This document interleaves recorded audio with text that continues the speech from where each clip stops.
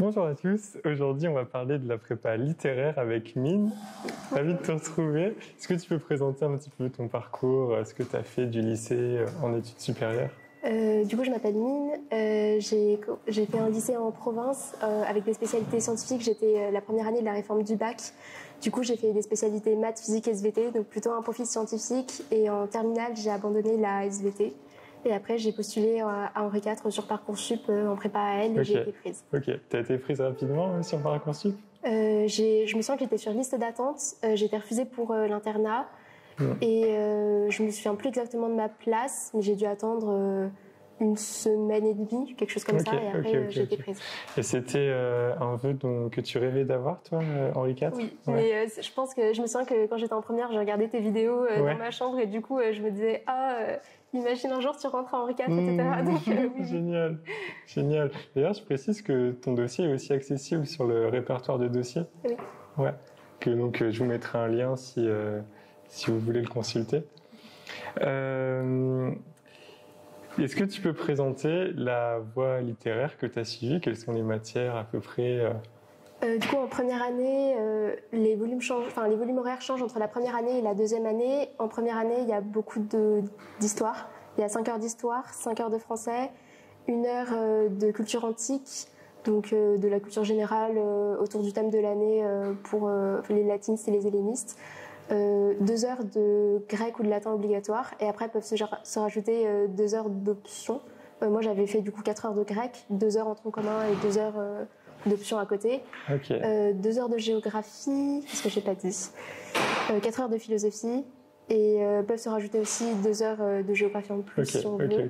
Toi, c'est des matières qui t'intéressaient à l'origine? Oui.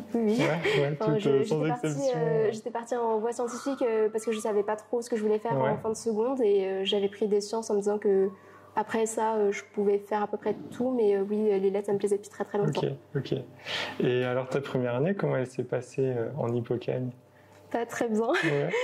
C'était très dur psychologiquement, pas tant au niveau du fait que j'ai dû quitter ma famille parce que je viens de Haute-Savoie, mais c'était surtout psychologiquement, je trouvais que c'était très très stressant, et que les cours, que les enseignants n'étaient pas toujours très très pédagogiques. J'en ai pas mal souffert de ça, donc pas très très bien.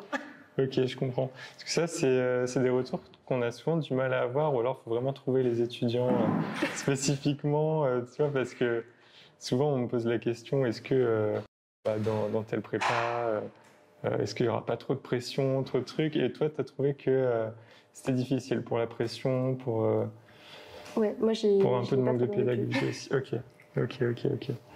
Et tu travaillais combien de temps par semaine en première année? J'en ai aucune idée. Je sais que je travaillais beaucoup, mais je comptais pas en nombre d'heures. Je sais que par contre, je me couchais très très tôt. Je me couchais à 21h30 parce que j'avais vraiment toujours sommeil.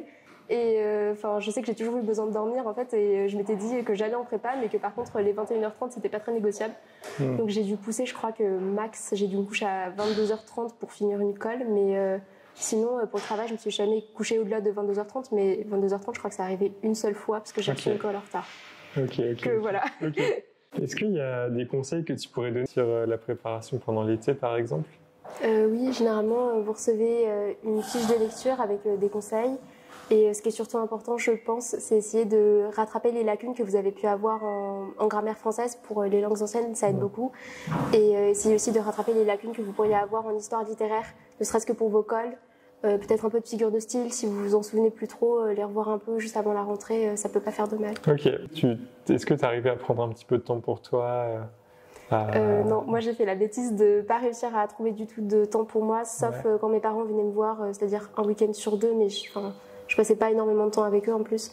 Et je pense que si c'était à refaire, j'essaierais vraiment de me trouver une activité, ne serait-ce qu'une heure par semaine, mais pour vraiment faire autre chose et couper un petit peu plus. Et comment tu organisais ton travail sur les matières? Tu les travaillais de manière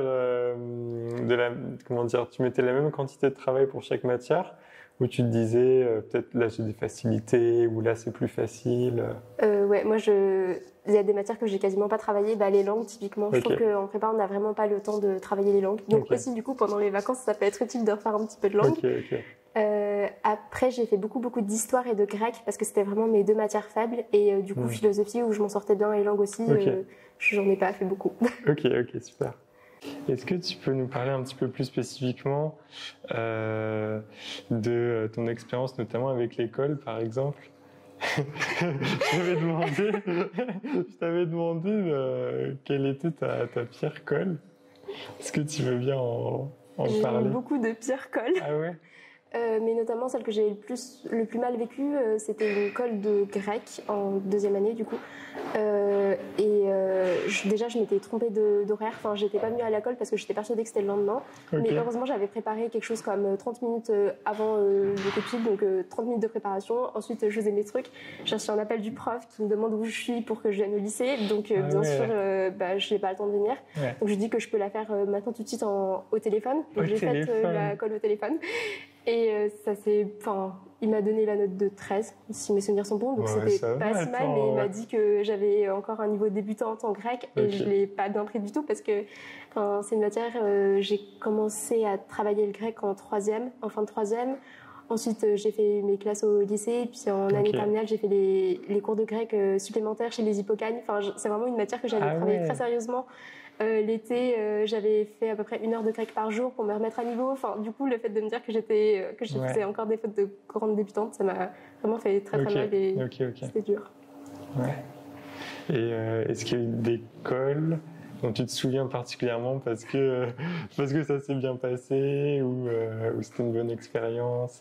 J'ai eu une très bonne colle en italien. Je crois que j'avais eu 18 si je me souviens bien. Donc j'étais vraiment très contente, surtout que normalement mes colles se passent jamais bien. C'est un peu la règle. Donc là vraiment un 18 ça m'a fait beaucoup de bien, surtout que la colle que j'avais eu avant c'était une colle de français où j'avais eu genre 6 sur le même exercice de commentaire et le colleur m'avait vraiment rassurée. Voilà. On va parler un petit peu maintenant de ce que tu fais en ce moment, parce qu'au début de l'année, tu étais en Cagne, et puis après, tu as décidé de te réorienter. Oui, c'est ça. Donc en ce moment, tu fais quoi comme études? En ce moment, je suis en L2 de philosophie à Paris 1. Donc quand vous êtes en prépa, vous avez des équivalences pour aller à la fac. Donc moi, j'ai quitté en octobre de cette année-là. Et j'ai réintégré la fac assez rapidement. Et en fait, avec les équivalences, ça se fait bien. Enfin, il faut se renseigner, mais c'est un peu de paperasse. C'est vrai que c'est un avantage, ça.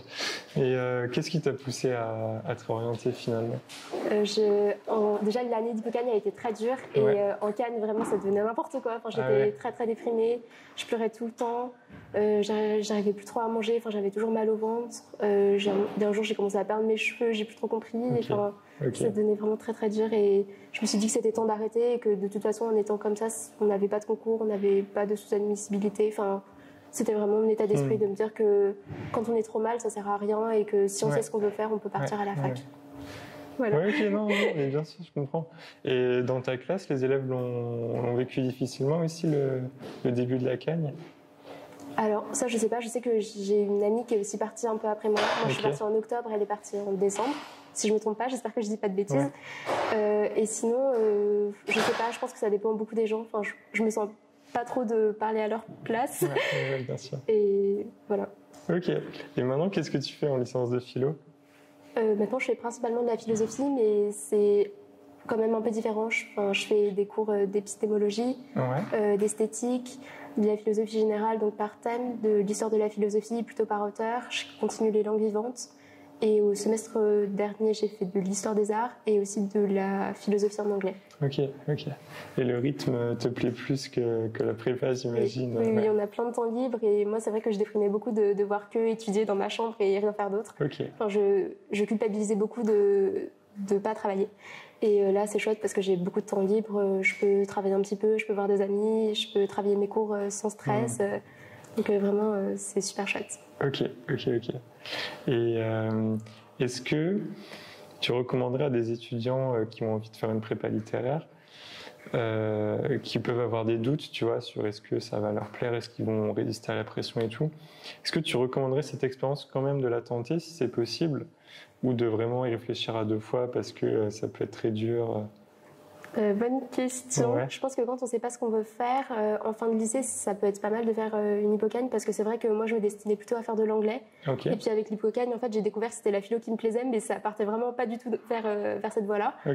Après, par contre, je pense qu'il ne faut pas aussi culpabiliser si ça ne nous plaît pas la prépa. Enfin, je pense qu'il y a d'autres choses qui peuvent nous convenir aussi et que c'est pas si grave que ça. Ouais. De toute façon, effectivement, avec les cursus parallèles, on peut se réorienter facilement et c'est pas, tu perds jamais ton temps, quoi. Enfin, c'est ça que j'ai l'impression, même si c'est une épreuve difficile comme ça a pu l'être pour toi, c'est aussi une expérience, c'est un enseignement, c'est des trucs que t'en retires. Enfin, c'est pas, je veux dire, ce que tu retiens de ton expérience, elle n'est pas juste négative quand même. T'as gardé des choses. Oui, c'est ça. Enfin, on apprend quand même aussi beaucoup. Et puis, moi, j'aimerais bien devenir enseignante. Et c'est vrai que quand on a toujours été un peu bon élève, ça fait aussi du bien de voir ce que ça fait qu'être en fin de classe. Et le jour où on aura des élèves qui seront aussi en difficulté, je pense qu'on pourra peut-être mieux les aider. Enfin, c'est ce que j'essaie de dire en tout cas. Ok, super. Merci beaucoup, Mine. C'était super intéressant. Peut-être tu veux laisser ton contact. Je le mettrai en description si tu es disponible pour répondre à des questions.